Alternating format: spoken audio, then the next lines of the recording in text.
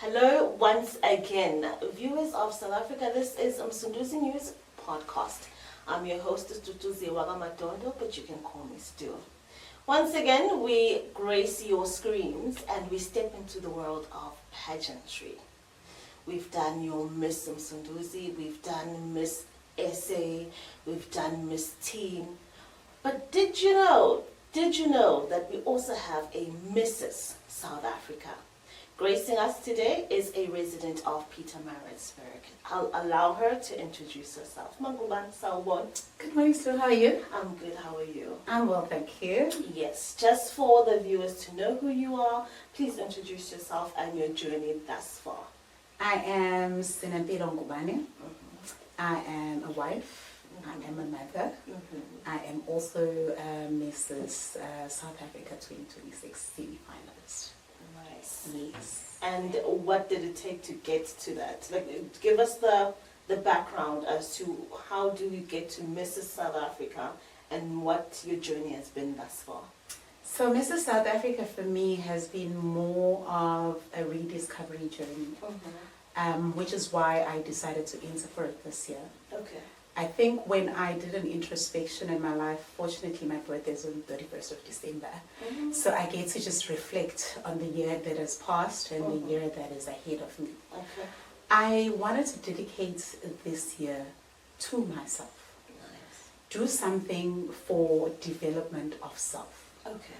I do believe that as women, especially when you are a missus and you have a family, because we're just nurturing in nature, sometimes our dreams, we tend to put them on the back seat. So I thought this is the year that I rediscover myself, go back to the things that I liked as a child. And also the journey for me, embarking on this journey, I also would like to show other women that irrespective of your age, irrespective of your marital status, irrespective of where you are in life, you can still make your dream come true. Okay. And that's really why I embarked on this journey. The journey started at the end of January, where the casting was at Umhlanga in Durban. Okay. So Mrs. South Africa, each and every province. Yes, they have castings around the country in South Africa, and then you get to go through the castings and the interviews, and then you are shortlisted into semi-finalist, which is where I am now. On the 3rd of July, we are going to have the finalists announced. That means those are the ones that are going all the way through to the crowning in November. Oh, okay. Yes. That's pretty close. It is. July is around the corner, and I need to make it to that finalist. You will. Okay, so for many, pageantry is misunderstood. It's just, that's it. For those who don't understand it, and from your perspective, beyond the beauty aspect of it, what can you tell us about pageantry, particularly Mrs. South Africa? I'm glad you asked that question, because I think the pageantry world is not understood by many. Okay. I was actually talking to a colleague of mine when she was actually asking me about the journey. And sitting here right now, the journey started end of January. I am just marveled at how I have grown as a person as well.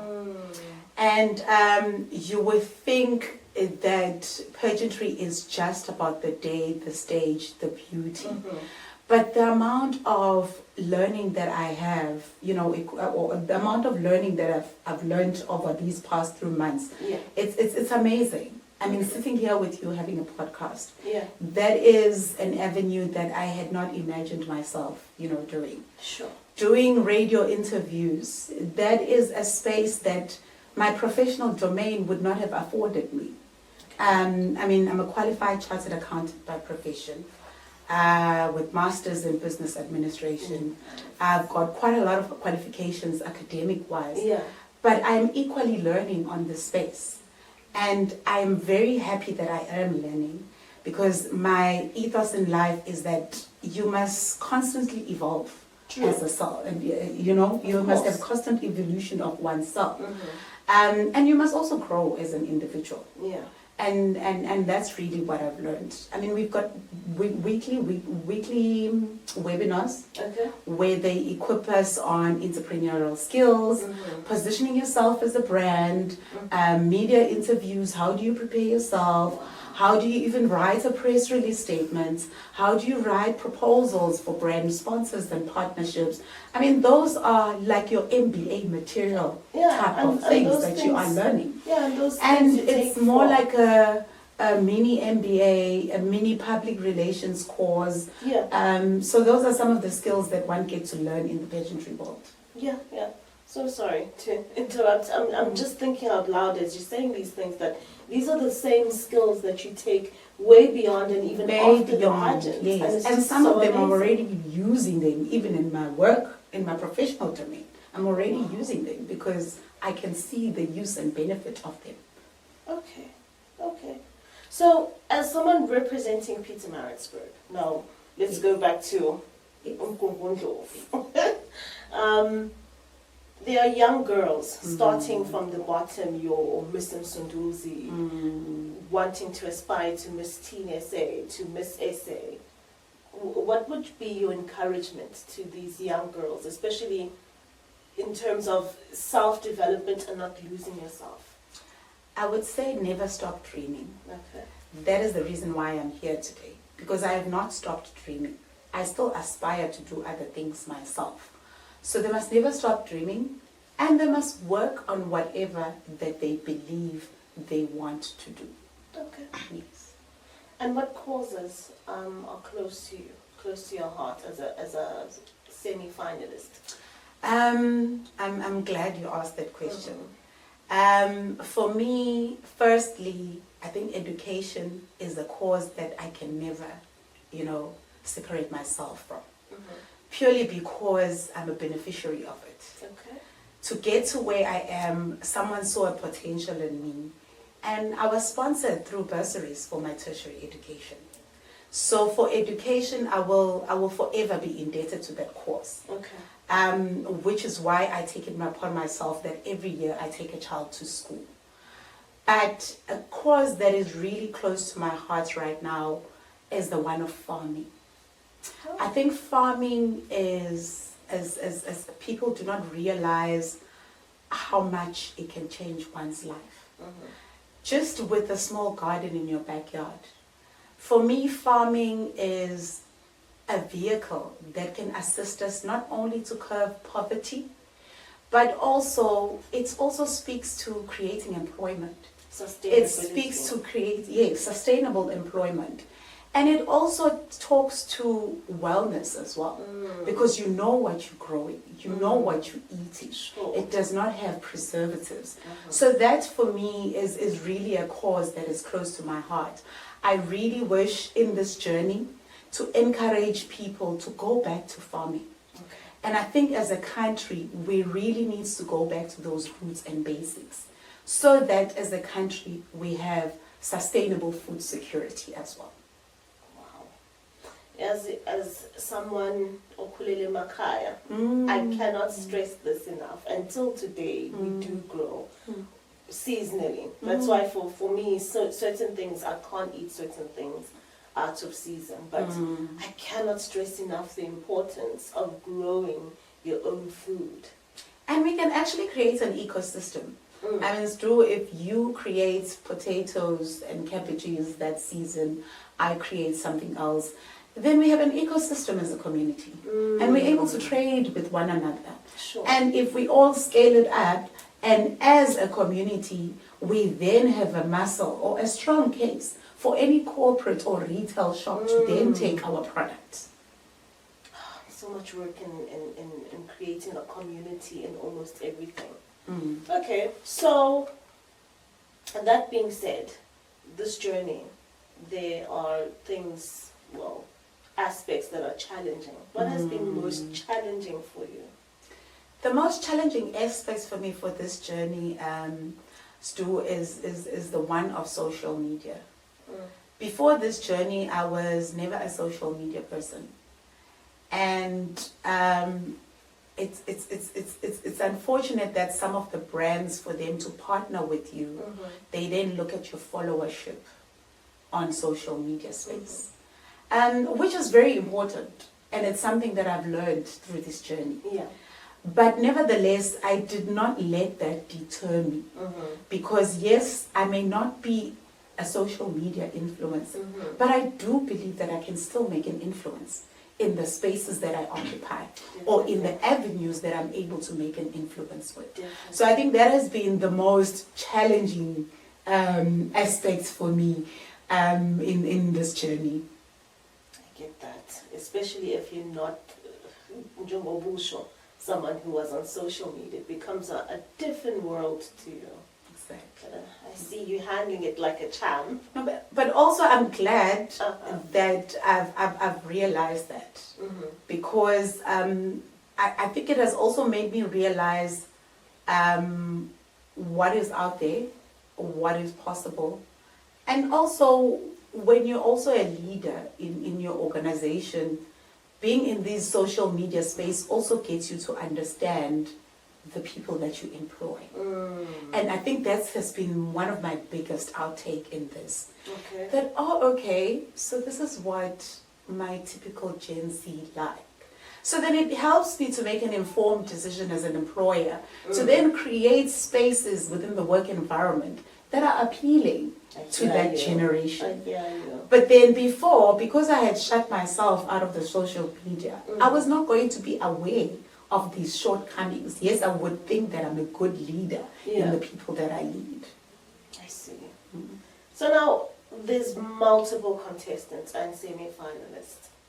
What about your story should me and the viewer and anybody else who's interested in listening, what about you? What about your story would you say is something that is worthy of us putting our vote towards you?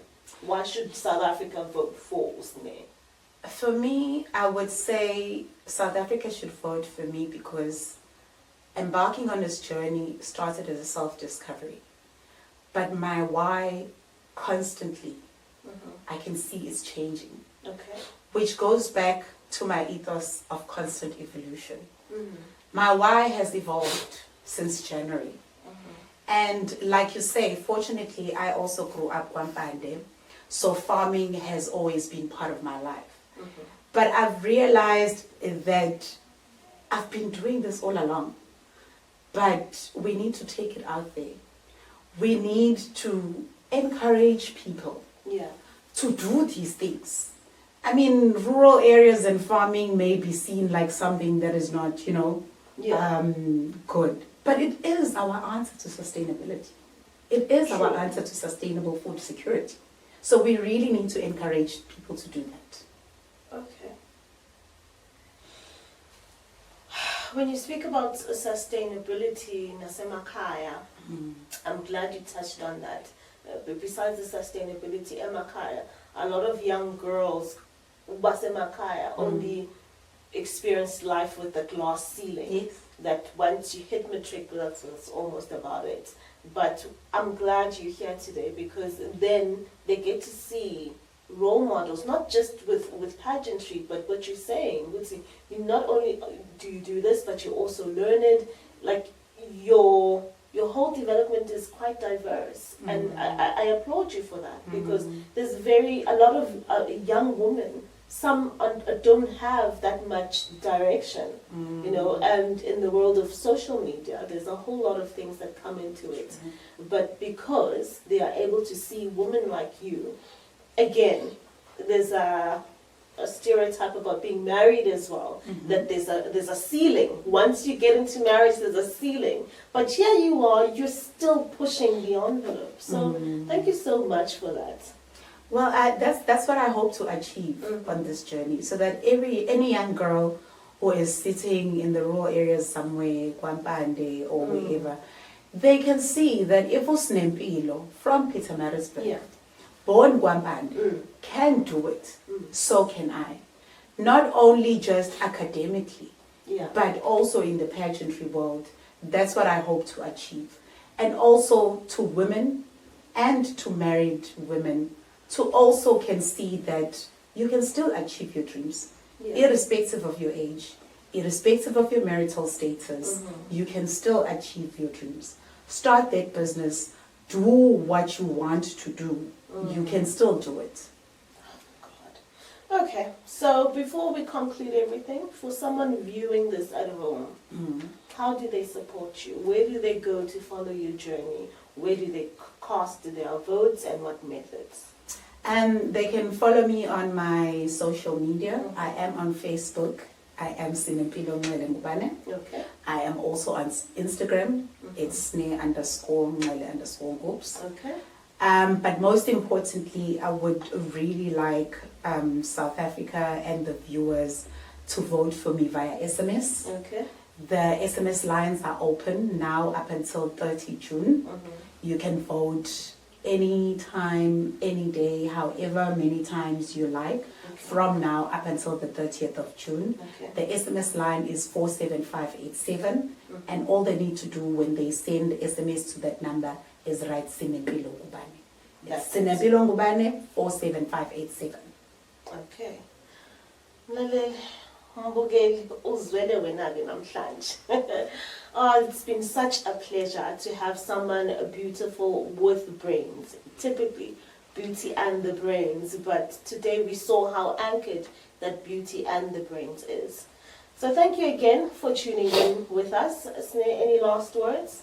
Thank you, Stu, for having me. It's been an absolute pleasure. It's been a pleasure. Viewers, till we see each other next time, Msunduzi, your host, and this is Msunduzi News, a podcast.